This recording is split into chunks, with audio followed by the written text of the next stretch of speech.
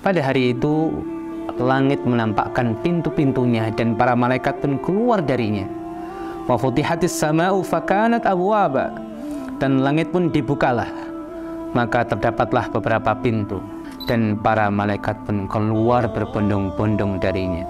Para malaikat penghuni langit keluar dari langit karena hari itu langit akan dilipat dan digulung oleh Allah. Kemudian Allah menyuruh sebanyak 3 kali. Limanil mulkul yaum, limanil mulkul yaum, limanil mulkul yaum. Siapakah raja dan penguasa hari ini?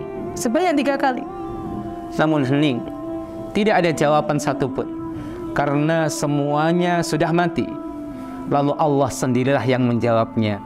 Lillahil wahidil qahar. Ini adalah milik Allah yang Maha Esa, Maha mengalahkan. Orang-orang yang memakan riba tidak dapat berdiri pada hari kiamat, melainkan seperti berdirinya orang yang kemasukan setan karena gila. Dan ada juga manusia yang dibangkitkan oleh Allah dalam bentuk tubuh yang sangat kecil seperti semut di tengah lautan manusia. Siapakah mereka? Dan mereka pun datang sendiri-sendiri menghadap Allah tanpa ada teman, tanpa pendamping, tanpa ada pengacara. Wa kulluhum atihi yaumal qiyamati farda, dan tiap-tiap mereka akan datang kepada Allah pada hari kiamat dengan sendiri-sendiri. Adapun orang-orang kafir, pada saat menerima kitab-kitab mereka dari arah kiri atau belakang mereka, mereka pun sangat ketakutan dan mereka pun berkata, ya laitani lam uta kitabiyah, wahai alangkah baiknya kiranya tidak diberikan kepadaku kitabku ini, catatanku ini. Walam adri ma hisabiyah, dan aku tidak mengetahui apa hisab terhadap diriku.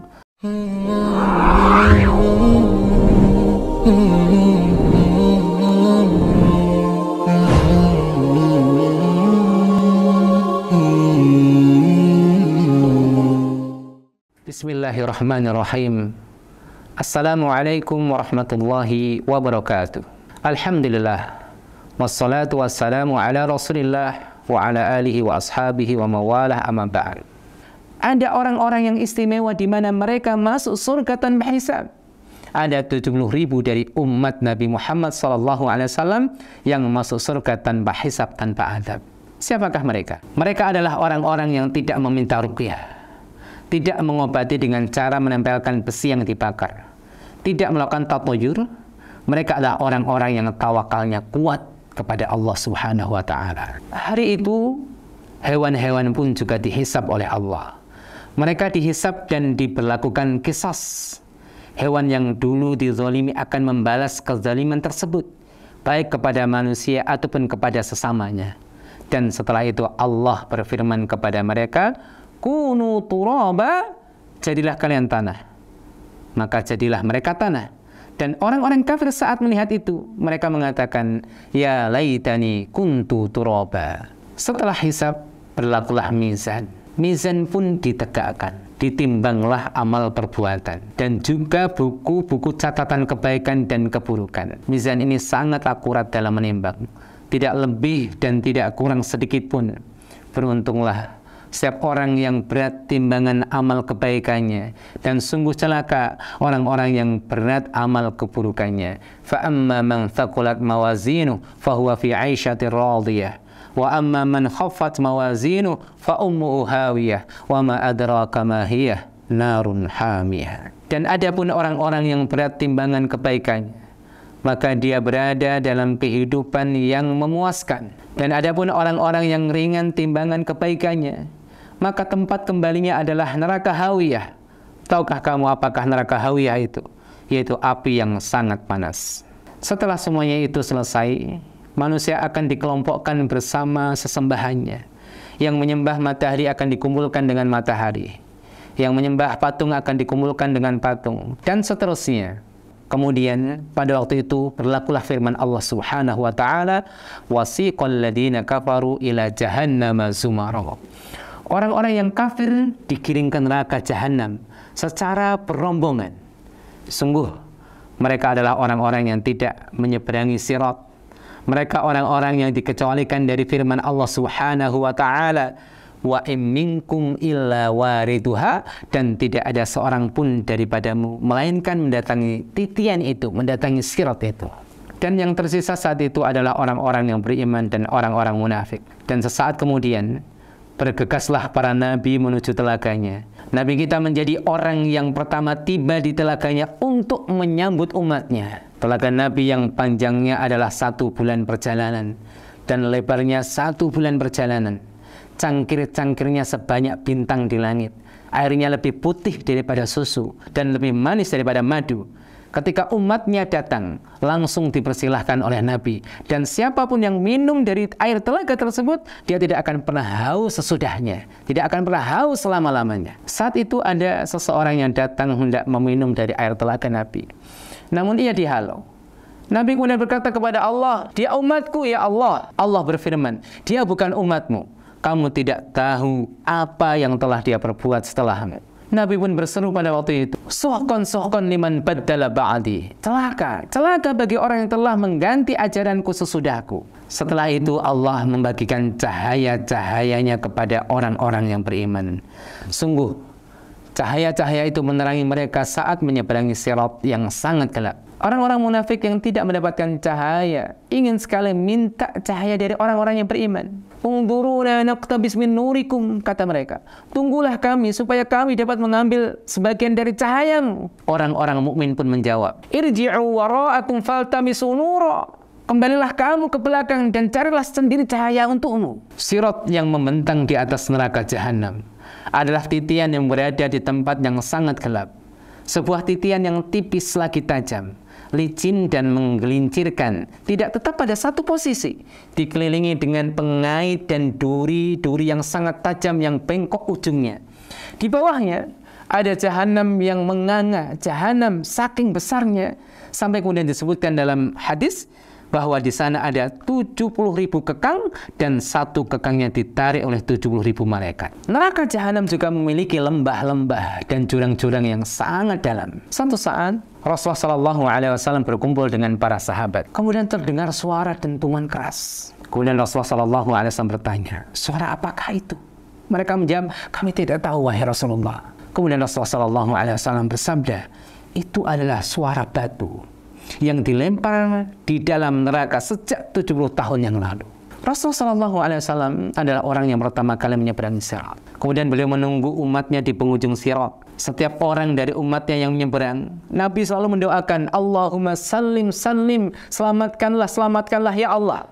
Dan di antara manusia, ada yang melewati sirat secepat kedipan mata, ada yang secepat kilat, ada yang secepat angin, ada yang secepat burung terbang, dan ada pula yang secepat kuda yang berlari kencang. Di antara manusia juga ada yang melewatinya dengan merangkak secara pelan-pelan, ada yang berjalan dengan menggeser pantatnya sedikit demi sedikit, ada pula yang bergelantungan hampir-hampir jatuh ke dalam neraka, dan ada pula yang dilemparkan ke dalamnya. Orang-orang yang selamat menyeberangi sirat, tibalah mereka di sebuah tempat yang namanya Qantarah.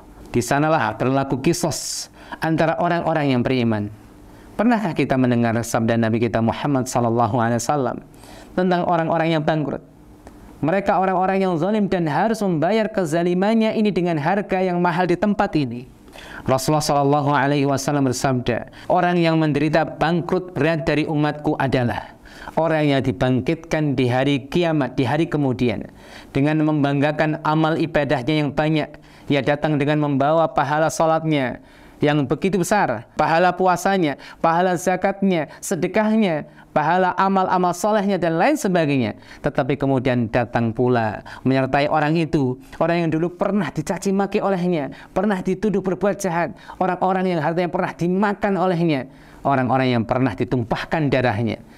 Semua mereka yang dianiaya oleh orang tersebut dibagikan amal-amal kebaikannya, sehingga amal kebaikannya habis. Setelah amal kebaikannya habis, maka diambillah dosa dan kesalahan dari orang-orang yang dizalimi itu.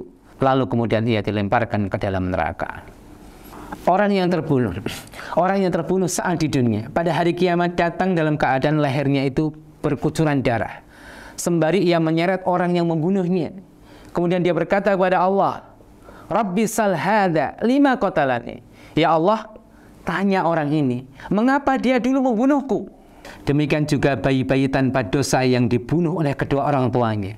Ia akan ditanya, dosa apakah yang ia perbuat sampai ia dibunuh? Wa idzal mau'udatu su'ilat. Allah telah tetapkan orang-orang yang selamat. Allah bersihkan hati mereka dari iri, hasad, dan dengki. Yang tersisa adalah kesucian dan kebersihan lisan, badan, dan hati. Tidak ada ucapan kecuali kebaikan, dan kemudian sampailah mereka di depan pintu surga. Namun, mereka dapatkan pintu itu masih tertutup rapat. Mereka berjubel di sana. Mereka mencoba untuk mengucapkan salam dan mengetuk pintunya. Namun tak ada jawaban. Tiba-tiba muncullah sosok di tengah-tengah mereka. Orang yang mulia, dialah Sayyidul Anbiya, Sayyidul Awwalina wal Akhirin. Beliau adalah Nabi kita Muhammad sallallahu alaihi wasallam. Nabi Muhammad kemudian salam dan mengetuk pintu surga. Kemudian penjaga pintu surga itu pun membukanya dan bertanya, "Man anta, siapa kamu?" Kemudian Nabi Muhammad mengatakan, "Aku Muhammad." Penjaga gerbang surga itu mengatakan, "Bika umirtu la aftahu li ahadin qablak." Aku diperintahkan untuk membuka pintu ini. Aku tidak membukanya untuk seorang pun sebelum engkau. Kemudian orang-orang yang selamat itu masuk gerbang surga. Mereka mendapatkan pintu surga ada 8. Adapun pintu neraka ada 7. Ini menunjukkan apa? Ma'asyiral muslimin, bahwa rahmat Allah jauh lebih luas daripada murkanya. Orang-orang masuk surga melalui pintunya masing-masing. Karena para penjaga itu akan berseru, "Wahai ahli puasa, masuklah lewat pintu ini." Kalau ahli puasa sudah habis, semua sudah masuk, maka ditutuplah pintu tersebut. Penjaga pintu sholat pun berseru, "Di manakah para ahli sholat? Kemarilah, masuklah lewat pintu ini." Setelah semuanya masuk, semua ahli sholat masuk ke pintu tersebut, maka ditutuplah rapat-rapat pintu tersebut. Dan seterusnya.